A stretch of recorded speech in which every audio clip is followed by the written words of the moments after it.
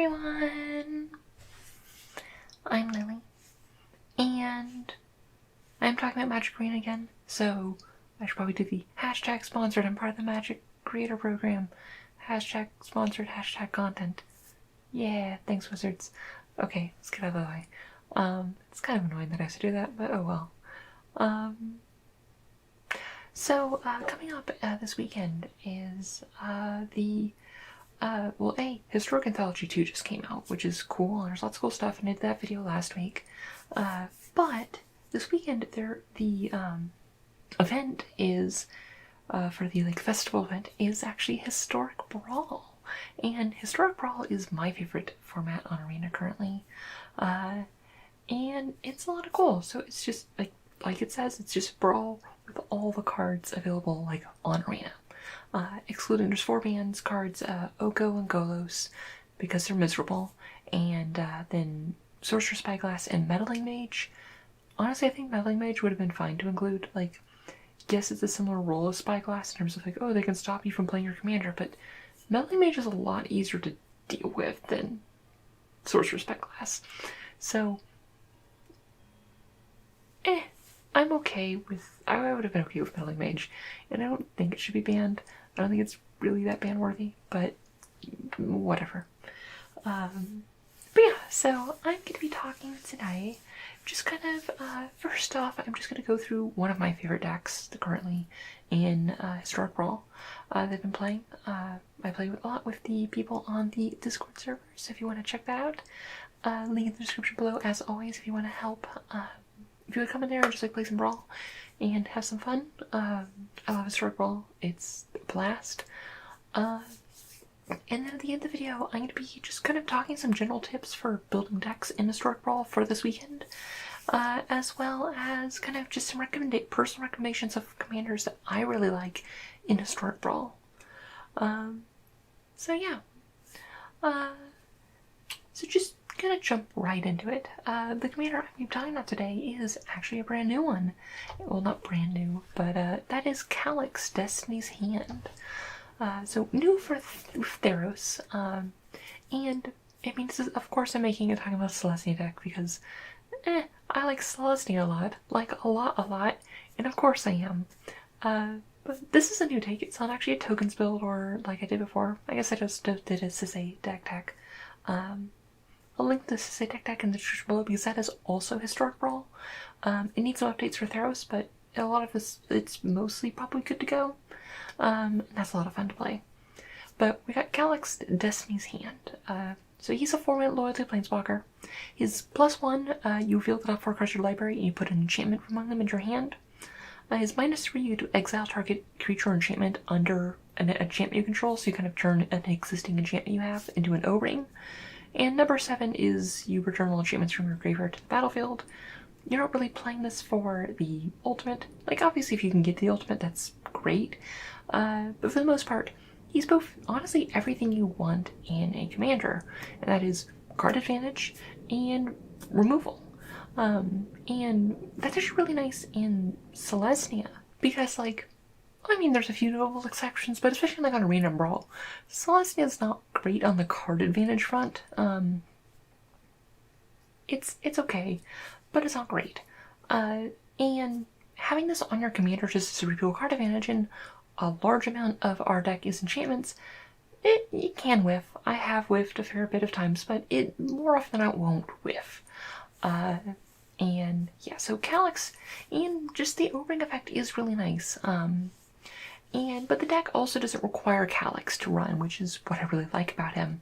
I mean, naturally, he's a planeswalker, which is nice for Brawl because you get value on ETB, so you're getting something out of him when you cast him, assuming he's not getting countered. But he's just kind of grease on the wheels of this deck, and he does not require. If he gets killed, that's fine. If he doesn't and just keeps getting you value, that's fantastic.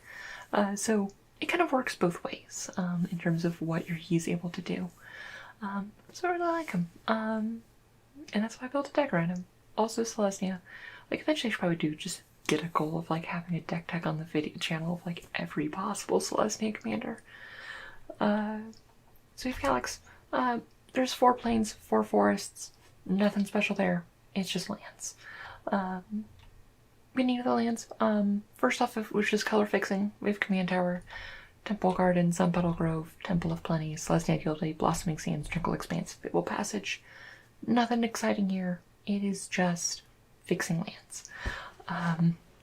If in fact you want color fixing your decks, then that's how you do it. We have Castle Ardenvale, just because, Castle Ardenvale is just, it's solid. you're not, and it's an effect that is actually unit beneficial. We're not using Castle Carenbrag because A, we're not playing that many creatures that would benefit from Castle Carenbrag, as well as we're not running that many basics. We're and there's only like one type land, so these aren't like free like you are in like more traditional Brawl decks where you're playing a lot more basics. So they're not quite as free, so you have to really think like, is this actually useful to me? But Castle Ardenvale is. Arch of Araska, just is kind of like a backup card draw engine, especially for a late game. It just kind of help grease the wheels if things do get to that kind of like board stall in the very late game, or just kind of everyone's in top deck mode. This can really help. It is you can pay 5 mana and tap it, so 6 mana to draw a card if you have the City's Blessing. And we're only 2 colors, so having a few colorless sources is not the end of the world for this deck. Blast Zone also kind of, again, it comes in untapped, and we don't have to worry about anything like that. And you want some missile, and like on a mid-range deck, you'll be able to hit a fair amount of stuff, and it'll be good then. But it's kind of there. It's not that big of a risk, and it is useful when we do need it. And Field of the Dead. Because Field of the Dead, I honestly advocate, like, I'm all for the Golos ban in Brawl. I believe that Field of the Dead should also be banned. And especially in the circles of, like, my historic Brawl, I might start curating a ban list on, just for the historic Brawl on my server, and might add Field of the Dead, because it's one of those things where it dominates the game if it when it comes into play and is online. Not dominate, but it can. And there's really no reason, if you're playing 2+ colors, to not run Field of the Dead. Like in normal Brawl, like, you want to be 3+ colors to really get that number of lands, but you normally want it, that's not a downside. And this one, like, all the 2-color decks can run it too. And honestly, if you try in your monocolor, you can also run Field of the Dead if you really want to. And you should be running it, and it's there because you want to run it. But because it is probably one of the most defining cards of Historic Brawl. We're also running both Ghost Quarter and Field of Ruin just because you need to deal with them. And that's about it. Because sometimes you just got to hit a Field of the Dead. Yeah. So next up we got our ramp sources. Ramp, like, if you're not playing, unless you're playing low to the ground aggro, you need ramp. Unless you're building something like Mono Red Torbrand, or a similar like high aggro deck, you kind of want to build like you're building Commander, where the early game is ramping. You want to be able to have your defenses against those aggro decks, but otherwise it is a battle of resources, and you got to get resources, and the most important resource, and especially getting to that, getting through the early game, is mana. And you got to have your ramp. So running Arcane Signet because it's good. Land of War Elves. It's only Dorkle running because Land of War Elves is very good. No Goose, just because Land of War Elves is better.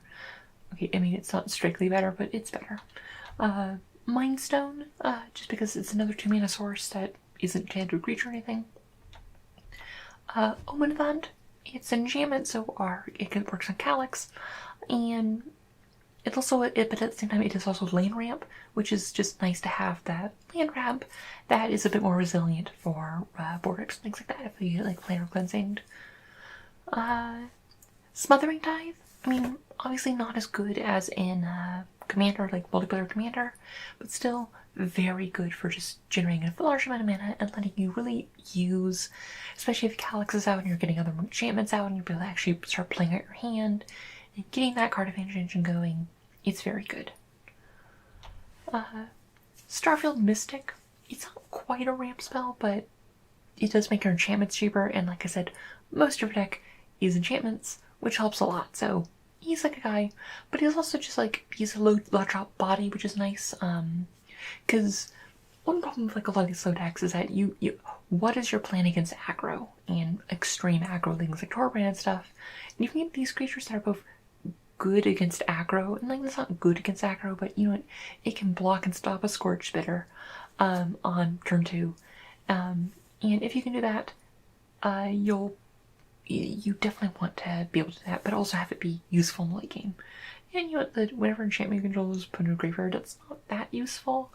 But I mean, sometimes it'll get a little bit bigger, but for the most part, it's just kind of like, hey, it makes your enchantments cheaper, so it's ramp and also that early body. And the only aura ramp, there's a lot of these aura ramps, but I'm not running that many of them. But that's just Wolfwillow Haven, and that's just because it's the only 2-mana one. I didn't really want to play 3-mana one. It's for things that, especially since it is a good idea to be running things like Ghost Quarters and things like that in this Field of the Dead meta, and getting one of these hit with a Ghost Quarter doesn't feel good. Alright, so now the actual part of the deck that we care about, and that is our enchantment payoff. And first off, we have just Archon of Sun's Grace. I mean, a lot of these will be just very straightforward, like, hey, these are the good enchantment payoffs from Theros. But makes a 2/2 Pegasus whenever enchantment is drawfield. That's just good value. Flyers are good. Not much to say. Destiny Spinner. Another one of those ones where it's a low drop that can actually 2/3 is actually pretty decent against things like these low ground aggro decks. Stopping their things from being countered is actually real nice against some of the slower decks. And the animated thing is honestly not unreal. Just being able to just be like, hey, this like turning your because like you'll actually get to the point where you're having like, I don't know, 6, 7, 8 enchantments on the battlefield, and just being able to turn your lands into 8/8s and stuff is actually quite relevant a lot of the times.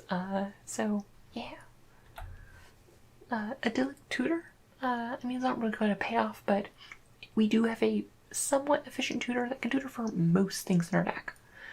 Also notably, Destiny Center is also an enchantment herself. Nessian Wanderer is just a 2-mana 1/3, so again, a nice low drop that has relevance against slower decks while also being a low drop that isn't just like, I'm playing my Arcane Signet, pass it, I'm playing my Chromatic Lantern, move on, while getting murdered by Torbrand. So he's actually doing some stuff, but also has a constellation that you get to look for lands at the top of your library. Which, I mean, hitting your land drops is important. Like, you think about drawing lands as like, who cares? But, I mean, not missing land drops is like ramping. So he's like not quite a ramp, but he'll smooth out that ramp on turns like 6 through 8. And making sure you hit those there. Satyr Enchanter. One benefit of going Historic Brawl over just normal Brawl for Calix, because a lot of the Calix stuff that's really good is available in normal Brawl.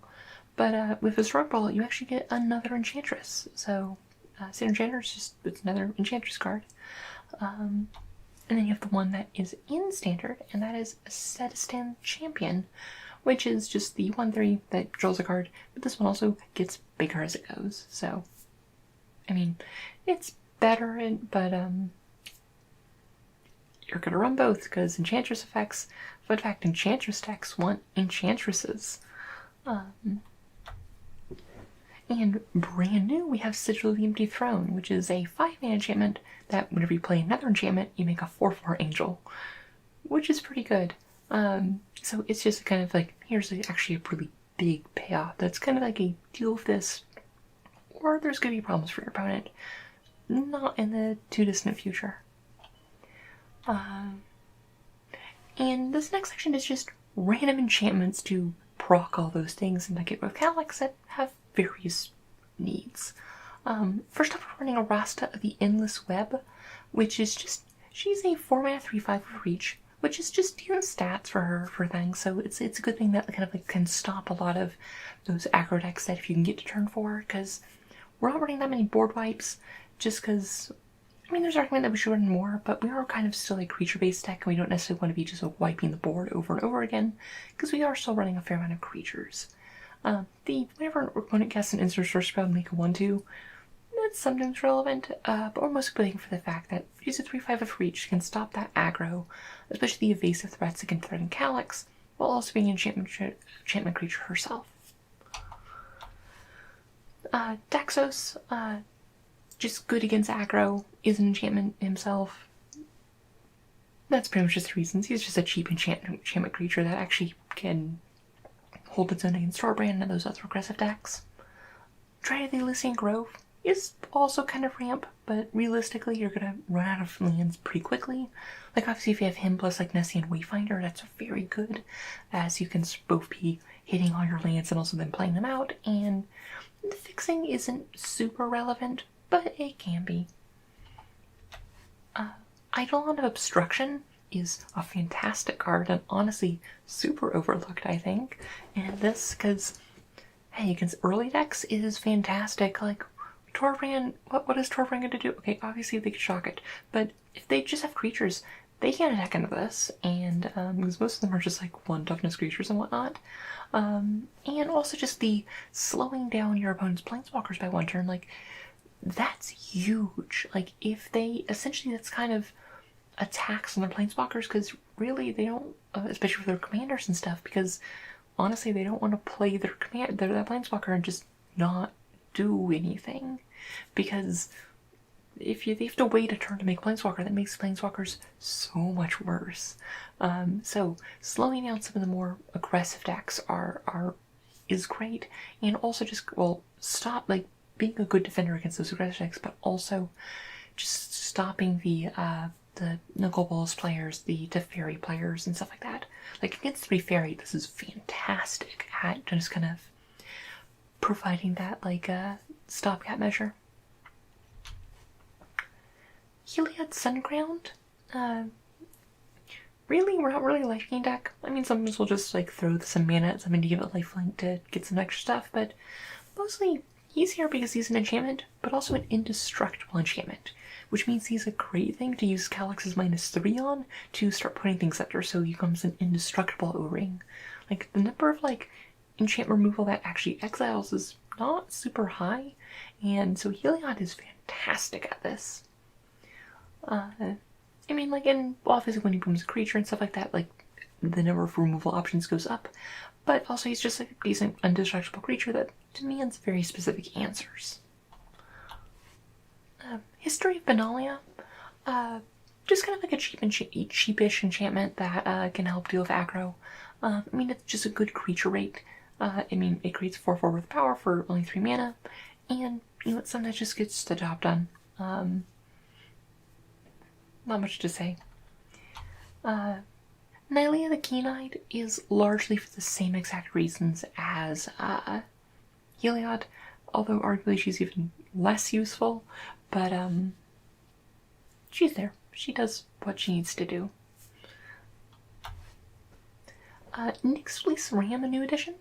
Now talking about Torbrand, an 05 stops most of their stuff in the way. Like even a Torbrand out, like it blocks almost everything. Like except unless you're playing like against like a Goblin Chain Whirler or something like that. And against that, the life gain is also super relevant. Against lower decks, it's not as useful. The life gain is okay. I mean, it's not that great unless you have like Heliod out. Yeah, no. Otherwise, it's just a 2-mana enchantment, but just it's mostly just because it is so fantastic against those aggro decks. Hi, I haven't died to run too many aggro decks in this. Hidden beacon falling off.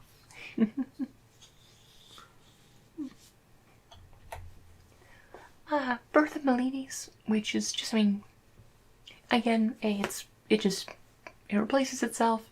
It's good against aggro. It's a cheap enchantment to jigger all our Enchantress stuff. It fits for what we want to do.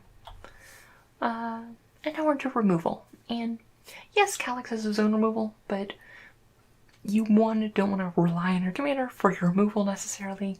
So we have lots of it because you want to be very proactive against taking out your opponent's threats, especially their planeswalkers. They're not planeswalkers, but they're commanders, because a lot of commanders, if left unchecked, will just lose you the game very quickly. And really, I'm a proponent of just overloading with ammunition against your opponent's commanders. So we're running Banishing Light. because it's an enchantment deck. Conclave Tribunal, Elspeth Conquers Death, Kingdom's Transformation. Okay, it's not quite hard removal, but it can stop some more problematic commanders, things like Visit, because it's like, okay, it's just a 3/3 now, and not this big 6/6 flying threat that if you kill, it just, they kind of want you to kill it so they can do this other stuff. But it's also, it's like, it replaces itself, so you get all of your Enchantress procs and replaces itself for only 2 mana. Knight of Autumn, not an enchantment, but somebody's got to deal with enchantments. And this was, Army Knight is pretty good at that. Yeah. Pacifism, like, for most creature-based commanders, this is just fantastic. It's just like, oh, look, it's pacifism. What are you gonna do about this? I mean, some things like Torbrand stuff, like, it's fine if they stay on the battlefield, but, like, there'll be other ones, like against Visit, pacifism is great, because it's like, what are you to do now? I mean, maybe destroy pacifism or something like that, but it's much harder for them to deal with because you don't necessarily want them to be recasting it. Seal Away. People forget about Seal Away, and it's a nice instant speed trick, and they don't really expect the Celeste Enchantress deck to have all those things. One thing I do consider is actually putting in Subtle Wreckage in this if you have a lot more.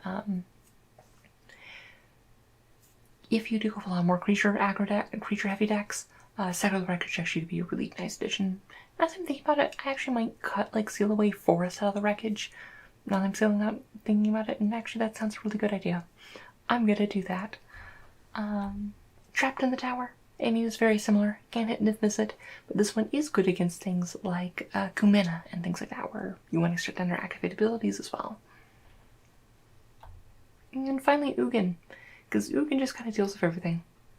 And sometimes you just gotta deal with everything. And when you don't need to deal with anything, he just makes guys. Ugin's just very generically good.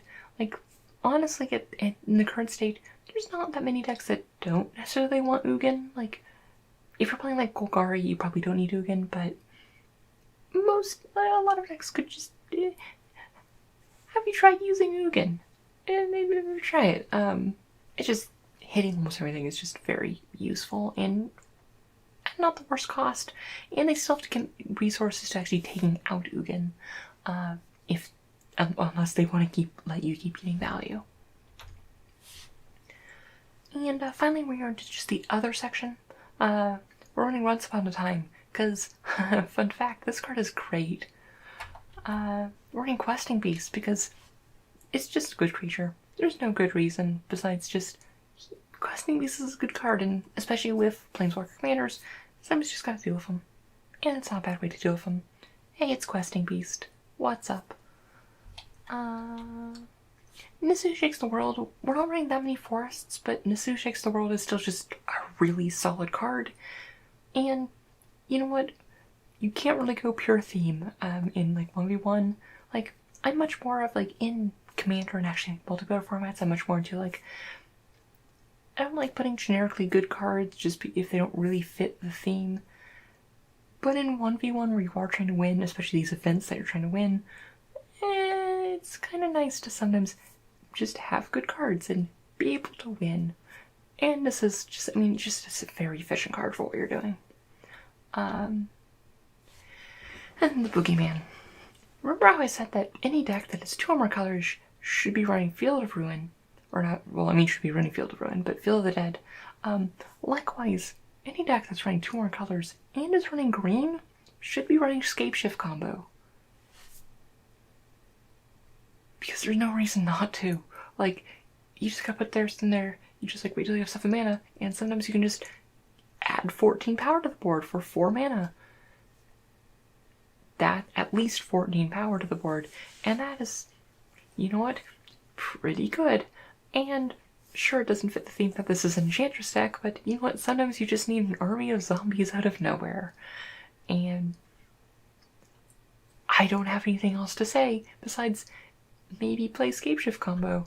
I mean, you're not playing Scapeshift combo, you're not playing this deck, but I mean, it's like Commander where sometimes you just need a combo to kill the game. You just win the game on the spot, but it will put you in a very good position, assuming you don't have a removal spell.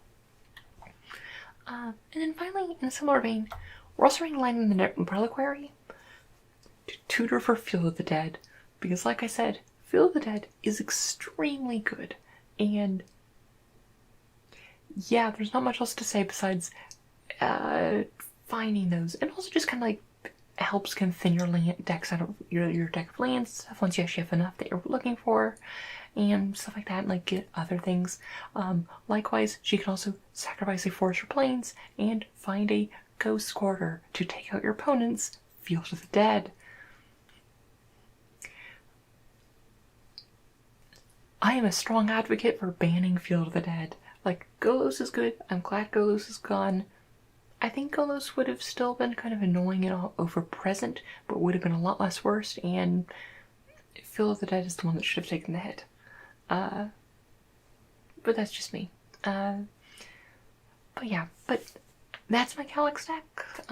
We'll link in the description to that. But I'm just gonna build it, and kind of like my thought process, where it's like, I have a clear plan. I'm gonna ramp. I want to just get that value, and just be very proactive against my opponent's threats, and just like get that incremental advantage to close up the game with one of my ending threats, things like Archon, or our Archon of Sun's Grace, or a Sigil of the Empty Throne, or like a Destiny Spinner just like punching you through, and just kind of getting that incremental value and just being very proactive to those threats. I mean, not really control, but it definitely is that mid-range Enchantress like theme deck.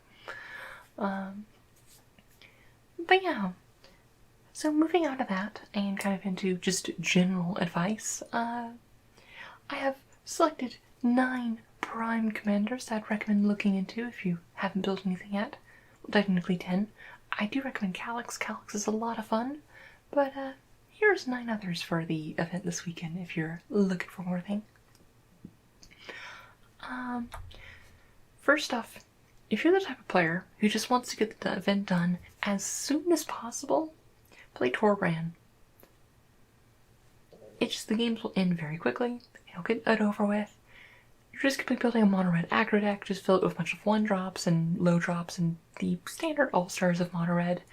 And most decks will be dirting around too much that you'll just win the game. There's not much to say.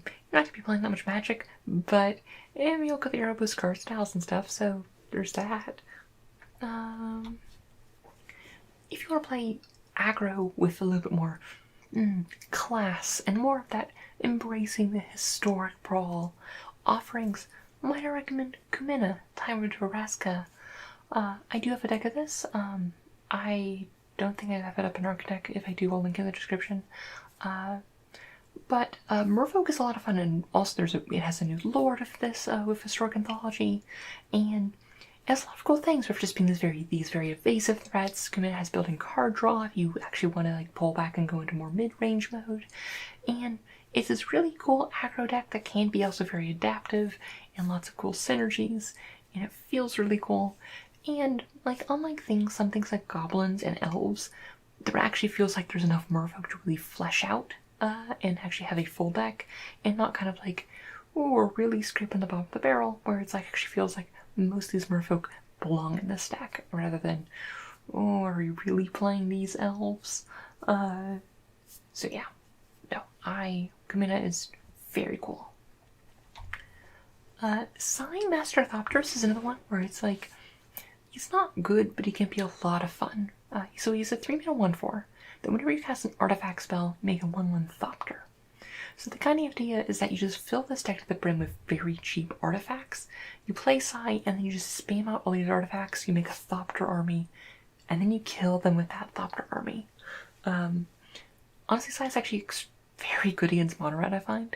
Yeah, I mean, obviously he gets shut down if he gets removed too much. It's a problem because the deck kind of relies on Sai to operate. But so he's not a good deck, but it is a very fun one for the first few times you can get him off and like really get him going. But if you want to do a more fancy artifact deck, a card that is actually legal in normal Brawl right now, but I haven't really seen people play that much, is Tezzeret, Master of the Bridge, who was the buy box for War of the Spark. 6-mana Planeswalker that gives all of your creatures and planeswalkers affinity for artifacts. So it makes all of your things very cheap, which is a lot of fun with things like Ugin and stuff, where all of a sudden you're casting like Ugin for free and your Karns for free. Like against like Karn Scion of Urza with Tezzeret is just hilarious. His +2, in addition to actually being a huge damage dealer, if you can really get all those artifacts, it has this great claw animation that shoots a laser beam at your opponent, and Tezzeret's worth it for that. And just the recursion and just like, he's fantastic. I don't know why I don't see more of him in normal Brawl. He's just a lot of fun to play, so highly recommend Tezzeret. A lot of fun, great animations. Speaking of those, like the historic vibe, you can play dinosaurs in this format, so you should play dinosaurs. Gustav is a lot of fun, like for a 7-level planeswalker, not planeswalker, but creature. He does have trample and vigilance, so he does things immediately when he comes down. He hits like a truck, and you just get to dump dinosaurs onto the battlefield, and dinosaurs are awesome. Highly recommend. Gustav is a lot of fun to pilot. I actually haven't piloted in Mon Arena in ages, since like the closed beta, and it wasn't even Brawl, but it was fun then, and I bet it's fun now. Captain Sisse, part of Historical Mythology 1, but a lot of fun. I mentioned her before. I will link to the video in the description where I've already done a deck tech on her, but lots of fun, really cool tree things you can do with her, and yeah. Bladewing the Risen was kind of quiet that he was even added to the game, but Bladewing's here, and I think he's gonna be in the next Brawlers Guildhall commander. Like last week was like Gitrog, and he's this really cool dragon commander. He's like one of the classic dragon commanders, but 7 mana 4/4. But when you use battlefield, you get to reanimate a dragon, and you can pump all of dragons on your team. So it's like Rakdos dragons, and I kind of put him here because it's like just dragons. Like it's fun, but it's kind of quiet, and it'll just be kind of that like what moment for some of your opponents being like, wait, Bladewing is in this game right now. I think it's actually just kind of weird. It's like in standard there actually aren't that many dragons. Bladewing doesn't seem that great. But in historic there's actually a fair few. You got like the Boneyard Dragon and Laughless, and I mean all the other like just random dragons have just been in the sets and stuff like that. So Bladewing the Risen seems a lot of fun. And now I can't just go this without advocating for my girls, because honestly, Celestia tokens is a lot of fun, and the in Brawl, and I have a lot of fun with them, and I gotta advocate for my girls. Also, Tristani is very good because some of the best cards in the game right now, which are in for Brawl at least, and the most impactful are Agent of Treachery and Mass Manipulation. Those are, along with like Field of the Dead and some of the, and like Casualties of War, I would say those are some of the most powerful cards in the format right now. When it comes to like big payoff cards, I should say. And Tristani just negates those entirely, just causing them to everything to revert back in that like consistent homeward path. Which is one of those things where it's like it's just a nice tap on, while also just being kind of like it is fun to play these go white decks because I like tokens. Maybe give Celestia a try. And finally, and this is my #1 recommendation for Brawl. I didn't make a deck because really it's in your heart. But it's Historic Brawl, and you have the chance to really style on some people, and everyone knows what you should be building. And that's Yargle, Glutton of Urborg. You can go so many ways with Yargle. I'm personally just a fan of the classic Yargle Voltron, where you just put up some equipment and auras and stuff and just kill them with pure Yargle energy. But your opponents really have no choice but to really respect the Yargle, and you know what, make them respect the Yargle. Because sure, you may not win many games, but every game you win the moral victory, and that's what's important when you're with your friend Yargle. I think that is going to be the video here. That's about all I have to say. Like, my main tips I have to say for Historic Brawl in general is, unless you're playing those aggro decks, which I would classify either some sort of like low ground mono red or an aggressive tribe like Merfolk. Assuming you're not playing one of those, make sure you have your ramp, because if you're just kind of trying to play like a normal like standard mid-range deck, or like even if you're not, or like a standard deck aggro deck that isn't like the hyper aggro that's like mono red or Merfolk, you're gonna lose, because you're gonna lose that early resource race. I mean, you're not gonna lose all the time, variance is high because it is a singleton format and all that, but you want to have those, make sure you have that ramp, but also at the same time make sure you have that game plan against those aggressive decks. But yeah, but otherwise, just like Historic Brawl, the fun part of that is just this brewing space and having fun. There's like so much you can do with things, and I'm really excited. I'm also kind of excited for Brawl and not having to deal with so much Kolos. I can't wait to deal with a whole bunch of Niv Mizzet decks now. That'll be fun. Or like Golos turned Kenrith return decks. Well, that's a lot less annoying, but yeah. That's about all I have to say. I mean, what are you guys playing with Historic Brawl? Like, I don't know. I mean, Calix is probably my favorite deck recently. I like Teysa. Teysa's a lot of fun in Historic Brawl. And I like my Sisade. Sisade is fine. I need to update my Dristani deck. I tried playing some M19 Liliana Zombies and I haven't updated that in a while. It was okay. It wasn't great, but it was fun. Even if the theme isn't really fleshed out right now. But yeah, no. Like I did say in the last video, like Stroke of the Mythology 2 doesn't really have that many new toys that are just like, ooh, I want to build this new deck. It mostly just helps existing archetypes. And that's fine, but still, Historic Brawl is so much fun, and I highly recommend it. But that's all I have to say for today. So I hope you all have a wonderful night, and I hope you enjoyed it. I hope you have wonderful dreams. And as always, may your stories smile upon you.